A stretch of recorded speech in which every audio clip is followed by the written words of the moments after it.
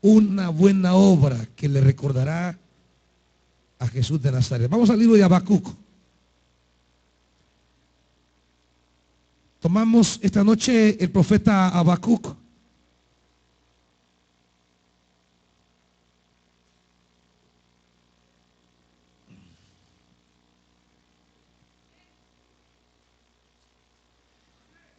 Esta palabra es para todos. Este es el libro que todos pueden tener. Libro del profeta Habacuc. Cuando hay una reunión y entra la autoridad representada en el señor presidente de la República, toda la gente se pone de pie cuando él entra. Si ante un mortal que no es fiel como es Dios, ante un mortal que no es verdadero como es Dios,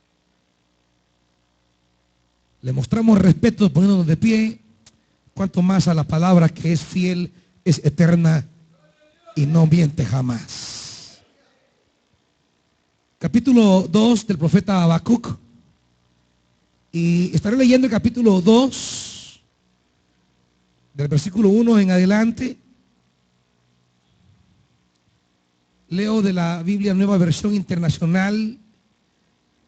Dice el profeta Habacuc: me mantendré alerta, me apostaré en los terraplenes, estaré pendiente de lo que me diga, de su respuesta a mi reclamo.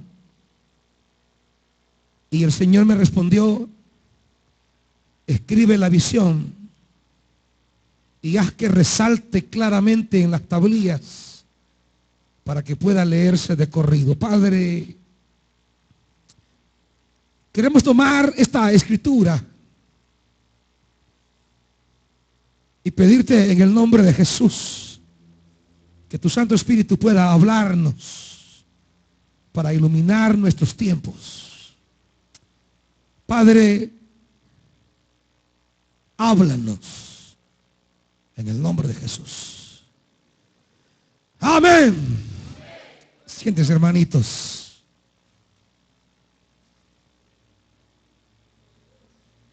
Quiero esta noche partir de esta escritura para, diríamos, valorar desde la perspectiva divina la trascendencia, la importancia de lo que significa poner por escrito aquello que de Dios hemos recibido. Tenemos un problema gravísimo en la iglesia evangélica. Compramos llaveros, tarjetitas, souvenirs, y las librerías cristianas y evangélicas se amontonan de una cantidad de música, adornos, tazas, lapiceros, separadores, camisetas, cachuchas. Y son todo menos librería. Librería tiene que ver con libros. Tenemos un problema gravísimo. El pueblo evangélico está perdiendo la cultura de leer, de escudriñar, de invertir sus recursos en la compra de libros. La sociedad de consumo que vivimos ha arrastrado aún a los evangélicos, que dicen ser una generación distinta, la ha arrastrado en la voracidad de la compra de celulares, de ropa, de DVDs y de una cantidad de cosas que el mundo y el mercado nos propone. Pero ya no se ve a los evangélicos. Yo recuerdo a los padres en la fe cuando éramos pequeños, los ancianos. Yo recuerdo los primeros creyentes. Tuve la oportunidad todavía de conocer esa generación de creyentes que les costó ser evangélicos. Esa generación de lo que hoy se está perdiendo demasiado, porque hoy ser evangélico es prácticamente ser igual a todos. Ya no significa nada. Ya no hay una clara diferencia, ya no existe una clara distinción. Antes ser evangelio costaba mucho. Nuestros abuelos tuvieron que arriesgar la vida, nuestros padres tuvieron que sacrificarse y sufrir vejámenes, burlas. Todavía a uno en su niñez, a veces la maestra lo castigaba solamente por ser evangélico. Cuando ser evangélico era adquirir un compromiso con Jesús para toda la vida, no como hoy, que es una moda. Una moda de qué es lo último en la música, que cuál es el último cantante que viene. Una moda de que en qué iglesia me gusta más, donde hay buenas sillas, o donde habrá una buena fiesta, o donde habrá buenas luces, o donde habrá cualquier elemento secundario en el templo. Hoy hay una masa flotante de evangélicos que andan buscando la iglesia en la que se sientan más cómodos. Una masa de creyentes que andan buscando iglesias donde les hagan sentirse tranquilos, en paz, todo tranquilo, sin compromiso, como ir al estadio, al cine o a ver una obra teatral. Así vamos a la iglesia. Ya no es comprometer la vida, ya no es arriesgar la vida, ya no es asumir el camino de Jesús. Pero eso tiene tanto que ver con la superficialidad con que los evangélicos hemos tomado el evangelio. Y tiene que ver con la superficialidad que los pastores proponemos para adquirir feligreses. No exigencias, no sacrificios, no llamamientos. Solo oferta de bendiciones, solo oferta de riqueza, solo oferta de prosperidad. Ya no es el evangelio de Jesús que nos invita a tomar la cruz. Ya no es el evangelio que nos invita a arriesgar la vida. Ya no es el evangelio que implica romper con todo aquello que riñe con el señorío de Cristo en nuestra vida. Pero tiene que ver con la manera de cómo estamos entendiendo el evangelio. Hoy los creyentes ni Biblia llevan ya a las iglesias. Ya la Biblia para algunas hermanitas es un adorno. Y tienen como 5 Biblias, una rosada, una amarilla, una verde, una café, una roja para la ropa que se van a poner el domingo. Quiero ver cuál Biblia me pongo ahora, cuál me pega con los zapatos, quiero ver. Pero ya la Biblia es un adorno, parte de su distintivo cosmético. Ya no es la palabra que le alimenta, la palabra que le sostiene, la palabra que la mantiene. Pero es por esto, hermanitos, hemos perdido la comprensión que cuando Dios quiere comunicar su palabra, cuando Dios quiere revelar su palabra, Él reclama de nosotros ciertas actitudes si queremos ser depositarios de su palabra. El problema hoy día es que la gente no quiere ser depositaria de la palabra. La gente hoy quiere llenarse de discursos bonitos, de frases bien hechas. Y usted oye pastores que tienen ya frases que son estribillos provenientes de todo el sistema de mercadeo y de positivismo psicológico de Norteamérica. Ya no es la palabra la que rige la predicación, sino frases de pensadores, frases de empresarios exitosos, frases para el púlpito hoy día, sus profetas ya no son estos de Habacuc, de Nahum, Habacuc, Sofonías o Ageo. Sus profetas ya son Donald Trump. Sus profetas son de las computadoras. El Bill Gates. O sea, sus profetas hoy son los hombres de éxito empresarial en Norteamérica. Y ahora la pregunta es, si un hombre de una cochera pudo construir una multinacional como Bill Gates. ¿Qué cosas podemos aprender para convertir un pequeño grupo de gente en una tremenda iglesia? Imagínense los procedimientos, imagínense la perspectiva, imagínense el carácter que le vamos a dar a la iglesia siguiendo semejantes ejemplos. Es como que Jesús se hubiese puesto a analizar las empresas de éxito en su contexto y querer construir el reino de Dios de acuerdo a tales modelos. Él tenía una revelación del Padre y de acuerdo a esa revelación iba a construir un nuevo movimiento, una presencia de Dios, al cual le llamaría reino de Dios. Habacuc tiene una inquietud muy grande. Habacuc tiene una lucha tremenda. Habacuc mira su entorno y mire, por ejemplo, el capítulo 1. Quiero que vea cómo es que llegamos al capítulo 2 donde hemos leído. En Habacuc, del versículo 2 al versículo 4, Habacuc le reclama a Dios. Habacuc está cansado de lo que él mira y va y le reclama a Dios y le dice: Señor, ¿hasta cuándo he de pedirte ayuda sin que tú me escuches? ¿Hasta cuándo he de quejarme de la violencia sin que tú nos salves? ¿Por qué me haces presenciar calamidades? ¿Por qué debo contemplar el sufrimiento? Veo ante mis ojos destrucción y violencia, surgen riñas y abundan las contiendas. Se entorpece la ley, no se le da curso a la justicia, el impío acosa al justo y las sentencias que se dictan son injustas. Habacuc está viendo una crisis en su entorno. Habacuc está viendo una sociedad que ha perdido valores fundamentales de convivencia, de rectitud. Habacuc está presenciando derramamiento de sangre, un sistema de justicia corrompido.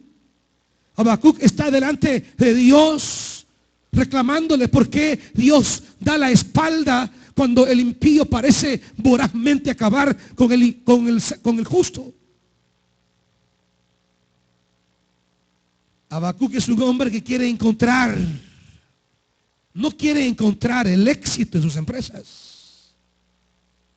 Habacuc no está queriendo encontrar el éxito en los cánones que la sociedad de consumo nos presenta el éxito ahora.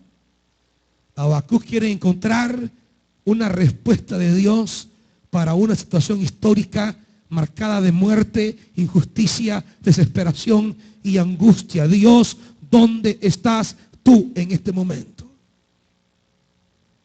Habacuc no está queriendo aprovechar la crisis para enriquecerse. Está queriendo pedirle a Dios una palabra, una respuesta de intervención en la historia. ¿Por qué no intervienes en la historia, Señor? ¿Por qué en los momentos más críticos nos das la espalda? Habacuc le reclama a Dios: ¿por qué te desentiendes? No está pensando cómo aprovechar la crisis para enriquecerse. Está pensando cómo recibir de Dios una palabra para que ese Dios intervenga en esta crisis. Y Dios le responde del versículo 5 al versículo 11. Dios le responde a Habacuc. Y lo que Dios le propone en síntesis, porque no quiero leerlo todo, es en el versículo 6. Bueno, desde el 5, Él le dice en la mitad del 5: estoy por hacer en estos días cosas tan sorprendentes que no las creerán aunque alguien se las explique. Estoy incitando a los caldeos, ese pueblo despiadado e impetuoso que recorre toda la tierra para apoderarse de los territorios ajenos. Son un pueblo temible y espantoso que impone su propia justicia y su grandeza. Y comienza a hablar Dios acerca de un pueblo del norte que viene vorazmente a destruir Jerusalén. El profeta pide una respuesta a Dios de la calamidad que vive en Jerusalén. ¿Por qué en Jerusalén veo muerte, injusticia y angustia? Y Dios le dice, espérate, estoy por traer un pueblo del norte. Vendrá a destruir todo Jerusalén. Y Habacuc se confunde, porque no es posible para él que Dios quiera curar una enfermedad con una medicina que parece ser peor. Habacuc entra en conflicto porque no puede entender cómo él quiere remediar la cosa castigando a un injusto pequeño, trayendo a un injusto gigante. ¿Cómo quiere destruir la sangre que se derrama en una ciudad con alguien que va a venir a derramar sangre en toda una nación, un imperio? Entonces le dice a Habacuc,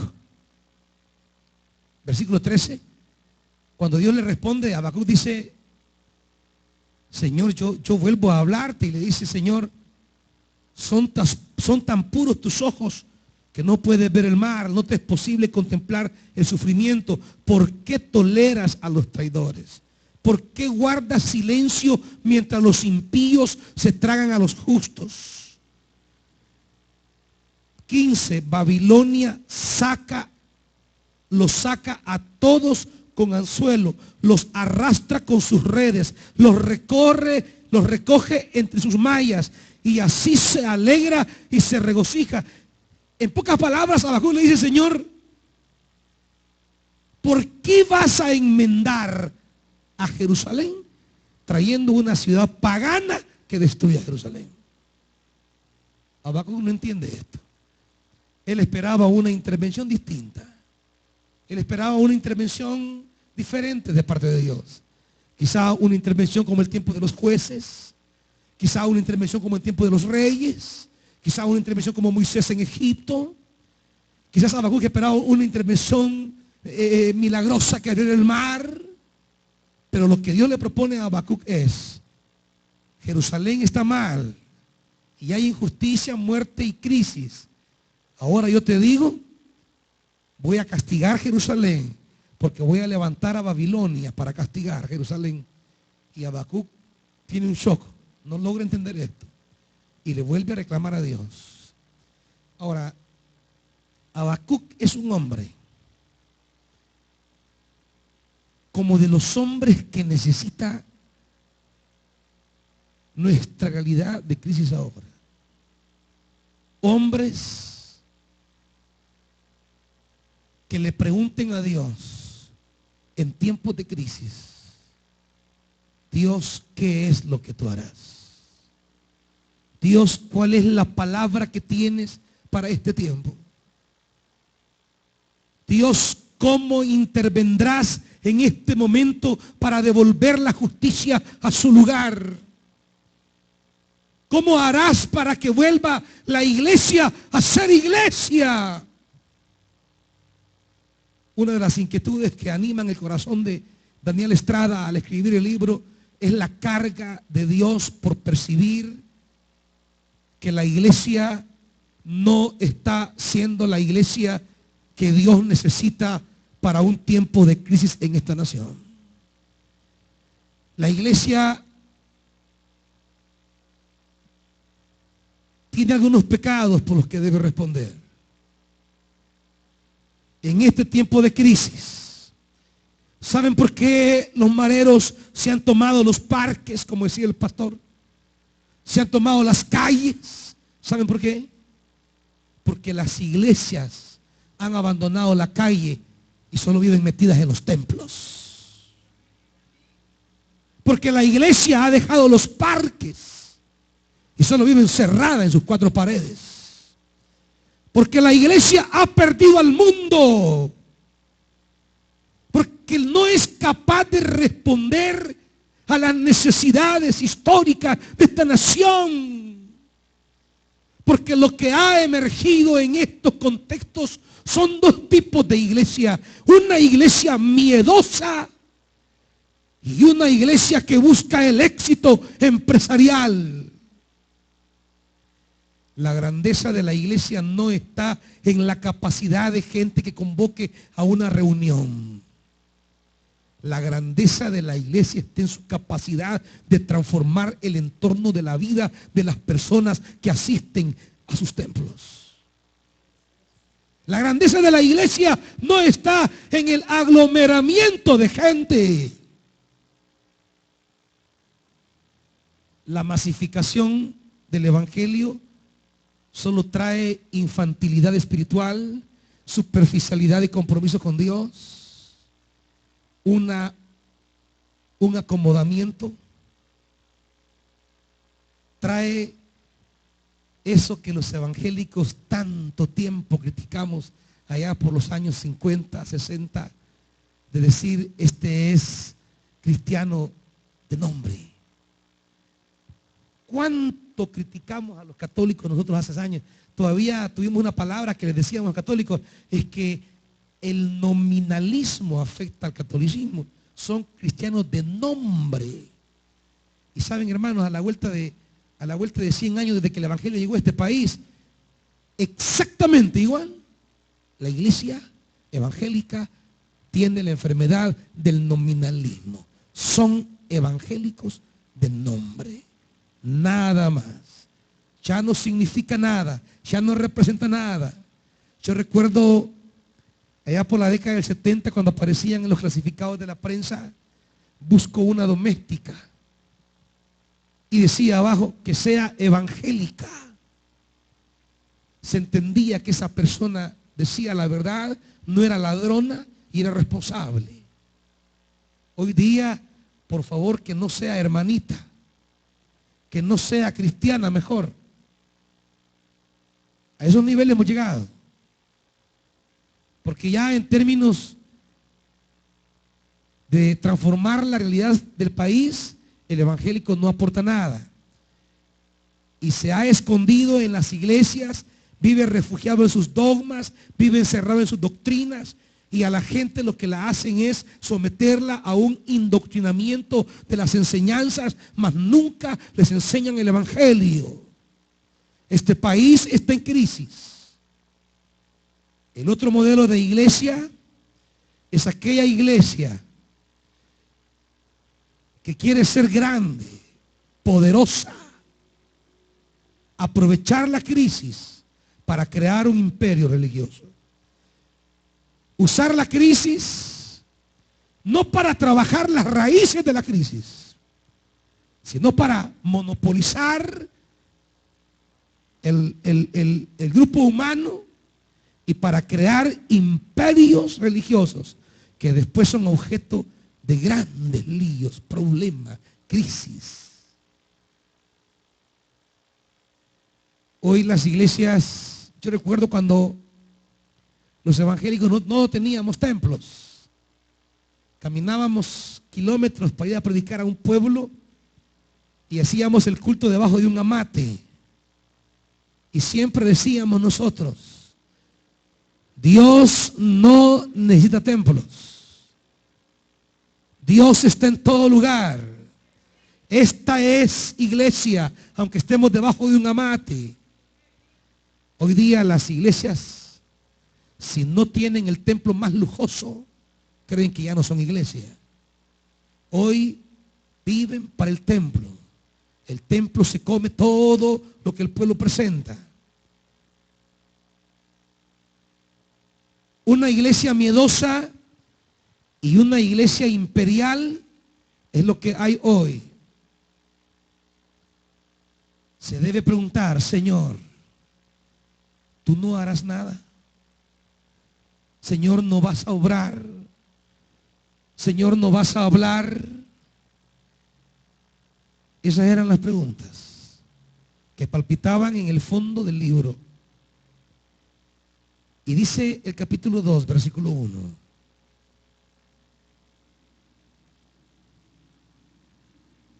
Me mantendré alerta, dice el profeta. Estaré pendiente de lo que me diga. El profeta desarrolla una sensibilidad para aprender a escuchar a Dios en tiempos de crisis. Dios siempre tiene algo que decir. Dios siempre tiene una palabra para intervenir en tiempos de crisis. Dios siempre tiene una voz que estremece la historia. Siempre. Cuando los hombres deciden volver a escuchar la raíz última de todo cuanto existe, que es Dios. Porque la solución de esto no está en la economía. El autor no se fue a buscar en los teóricos económicos la respuesta a esta crisis. No está en los políticos. Si ustedes ya ven el tajo corrupto que tenemos en este país. No se fue a la política. El hombre se fue a la raíz. Y la raíz de donde brota siempre la palabra de Dios que ilumina a la iglesia para que auténticamente sea iglesia, es volver a la persona de Jesús de Nazaret. Hay que saber escuchar la raíz. ¿Sabe? Hoy día los pastores, quizá en su desesperación, en la presión que le hacen las mismas iglesias hoy día, porque hoy las iglesias les piden a los pastores hasta un porcentaje de crecimiento anual, ¿va? Es más, la calidad de los pastores la prueban. Vamos a ver, mire pastor, queremos crecer este año un 20%. Así que, si quiere seguir pastoreando esta iglesia, tiene que hacernos crecer un 20%. Claro, ¿y qué le viene al pastor? La carga. ¿Qué hago? ¿Qué hago? Comienza a buscar qué método tengo. Y comienza a consultar un libro, y un pastor, y una iglesia, y comienza a buscar formas. Porque la iglesia le presiona por los números. Hoy ya no se predica el evangelio para que el hombre experimente liberación, sino que se predica el evangelio para que suban los números. Las iglesias están equivocadas. Jamás en la Biblia se predica el evangelio para que crezca la iglesia. Jamás. Nunca encontrará un pasaje de la Biblia donde se exhorta a predicar el evangelio para que crezca la iglesia. La predicación del evangelio jamás va ligado a causa y efecto de manera obligatoria al crecimiento de la iglesia. El evangelio se predica por la pasión, por el llamado. El evangelio se predica por el compromiso. El evangelio se anuncia porque el Señor nos ha mandado a hacerlo. El evangelio se proclama porque es la razón de ser de la iglesia. No para que suban las estadísticas. Y claro, ya no escuchamos a Dios. Andamos buscando métodos. Hermano, ¿y qué método usan en su iglesia? ¿Y qué método emplean en su iglesia? ¿Desde cuándo el Señor Jesús entregó la iglesia a métodos de éxito numérico? Él entregó la iglesia al evangelio y al espíritu. Y son las dos cosas que la iglesia no está escuchando. En este libro, el pastor Estrada nos recuerda que debemos volver a escuchar a la única persona que tiene forma de intervenir en tiempos de crisis, y es Cristo Jesús.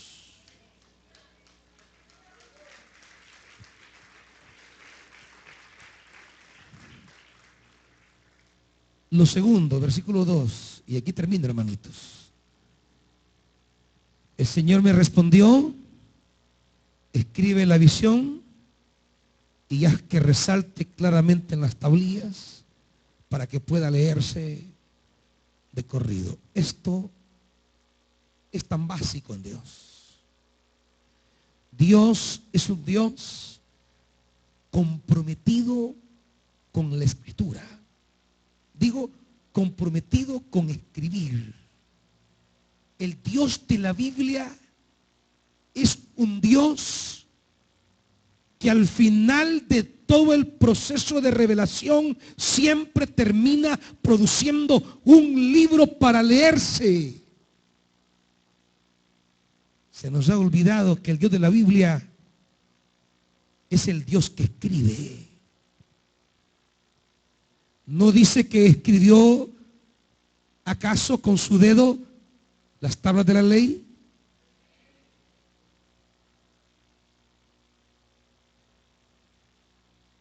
Siempre Dios está diciendo, escribe, escribe, escribe, escribe.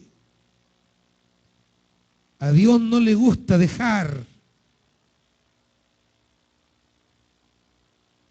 en la voz aleatoria, en una tradición oral que puede exponerse al deterioro. Dios fija su revelación. Dios fija su palabra. Y la manera de fijarla es ponerla por escrito. Cuando escribimos la revelación de Dios, allí entramos a la responsabilidad para que pueda leerse de corrido. Dios sigue revelándose. Y se sigue revelando escribiendo. Y eso cuesta mucho. Eso cuesta mucho, hermanos. Cuando Daniel Estrada quiere agradecer a Dios, quiere agradecer por dos cosas. Quiere agradecer porque no siendo digno, el Señor le ha hecho depositario de una palabra para la iglesia en tiempo de crisis. Y digo no siendo digno porque ninguno somos dignos. Ni él, ni yo, ni ninguno. Recibir la revelación es una obra de gracia. Es el Dios que nos visita y nos comparte una palabra. Pero que esa palabra no puede quedarse en el fuero interno de nuestro pensamiento y espíritu. Esa palabra debe manar, debe brotar al pueblo de Dios que debe recibirla. Y esa palabra brota cuando se escribe. Tengo una respuesta, le dice Dios. Escríbela. En estos tiempos de crisis, Dios tiene una respuesta, tiene una palabra. Y un día se acercó a mi hermano Estrada y le dijo, escríbela. Y lo que tenemos ahí no es meramente un trabajo académico. No es una pérdida de tiempo, no tenemos nada que hacer. Lo que tenemos ahí es una palabra para este tiempo de crisis de iglesia, de volver a ser la iglesia de Jesús. No que yo soy centroamericano, yo pentecostal, yo bautista, yo luterano, no. Volver a ser la iglesia de Jesús de Nazaret. Y la iglesia de Jesús de Nazaret es la que se parece a Él. Se parece a Él en palabra, en misión, en trabajo. Y eso es lo que el libro nos reta. Dios nos ha entregado una palabra. Y le dijo a mi hermano Estrada, escríbela para que pueda leerse. Que esta noche el Señor arranque de nosotros la comodidad y pereza de no leer. Que el Señor arranque de nosotros ese asistencialismo en el que caemos de no invertir en aquello que Dios nos envía. se invierten en zapatos, en celulares, en tonteras para andar oyendo música que los van a dejar sordos un día. Y no invierten en aquello que Dios ha dicho. Tengo una palabra y la he puesto a escribirla. Léanla de corrido. Ahí está. Eso es lo que Dios nos ha hablado. Eso es lo que Dios nos ha comunicado. No caigamos en la pereza y en la miseria con que en el siglo I recibieron la palabra de Jesús. Pidámosle a Dios su corazón que acoja esa palabra. Pongámonos de pie, hermanitos. Este libro no es un libro simplemente. Es una luz de Dios para tiempos de crisis. Dios da una palabra. Volvamos a conocer a Jesús.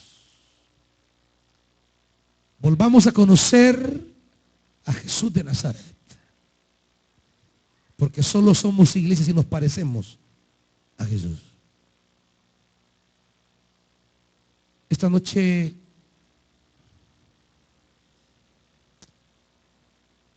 dígale al Señor, yo no quiero ser perezoso. Yo no quiero ser acomodado. Yo no quiero ser tacaño.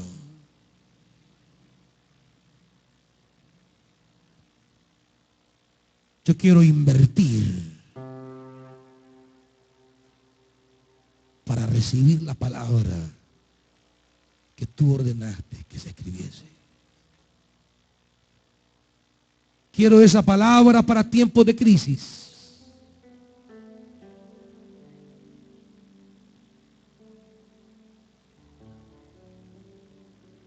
Les pasan una revista de Avon y se vuelven loquita. Y gasta hasta lo que no tiene que gastar. Le ponen un libro en el que Dios quiere recordarle a quién debe seguir. Y no le pone atención.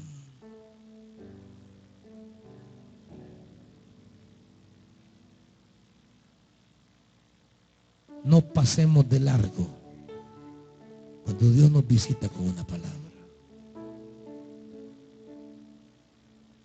Un día Jesús lloró sobre Jerusalén y le dijo,